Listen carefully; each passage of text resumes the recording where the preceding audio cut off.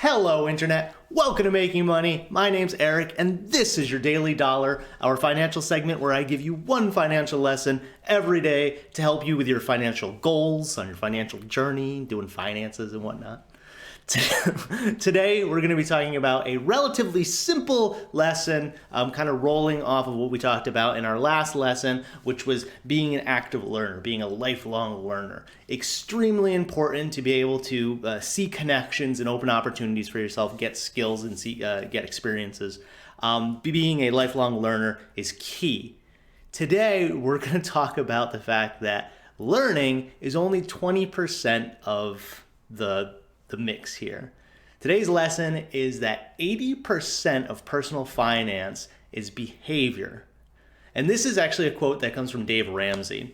And this whole 80-20 principle type thing is something that you'll hear talked about a lot. Now, the exact percentages, I'm sure, is going to change from individual to individual, but the idea is core here. The fact that in your personal finances, behavior is a lot more important than the knowledge that you have. Now, that being said, we know that knowledge that you have is very important. This is not to belittle that knowledge, that learning experience, the journey that you take to become a lifelong learner is still very important. But even in that process, you're setting up behaviors to set yourself up to learn more, staying more curious, going out and finding more information. These are all actions that you're taking. These are behaviors that you're doing to make yourself a lifelong learner. So in your finances, in personal finance, you want to set yourself up to, one, to get more information, but two, to set yourself up for success. And to do that, you need to do things. It's behavior-based. You got to take the actions in order to get the results. So today we're going to talk about real quick kind of three steps that you can take to start molding your behaviors to where you want them to be. And going forward, we're going to be talking about a lot of lessons that are behavior-based. There's a lot of information that we're going to give you that's very knowledge, and it's good to have in your back pocket, things that you can always refer to. But it's a lot of setting those behaviors for the future, making sure that you're taking the right actions, understanding why you're doing the things, but making sure that you're setting yourself up for success. So today, first thing in our behavior-based training here, you want to set up a financial program for yourself that is it's simple and clear. So your financial journey that you're going on, we talked about doing goals. You want to make sure that you know exactly what it is that you're going to be doing as you go down this path. Finances can be very intimidating, so you want to have this kind of step-by-step plan that's accessible to you, something that is very digestible, that allows you to move forward. So understanding exactly what you're doing, what steps you're taking, that's big. And now that you have a goal and you've kind of began this process, now's a good time to really look at the path ahead and start planning out those milestones as you go. The second thing here is the plan that you have needs to be motivating. It needs to be inspiring for you, right?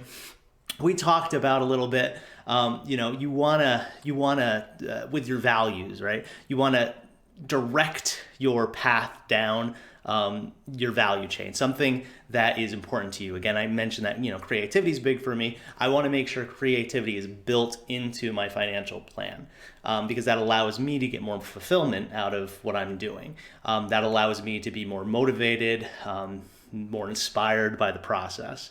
So again, we're talking about, making sure that you want to move forward with this. And then the last thing is that you want to create an environment of success. We're going to do a separate learning on this one all by itself because it's a huge topic, but you really want to put yourself in a place where, success thrives. You want to be around other successful individuals. This kind of environment shifting can have a big impact on your behavior.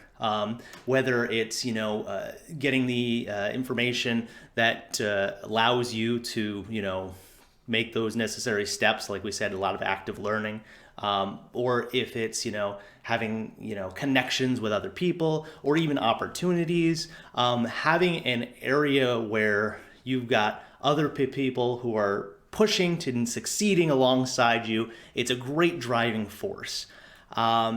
It's not a quick process to change behaviors, right? This is not a single event. You're not gonna, change it in one lecture, go to one lunch and learn, and now you're a different person, right? This is a process. So the more that you can, make it, very straightforward for yourself, motivating for yourself, and especially in a positive environment that one, is successful but supports your success. That's huge. So those three things alone do a lot to alter your behavior, allows you to put you into a mindset of success, really.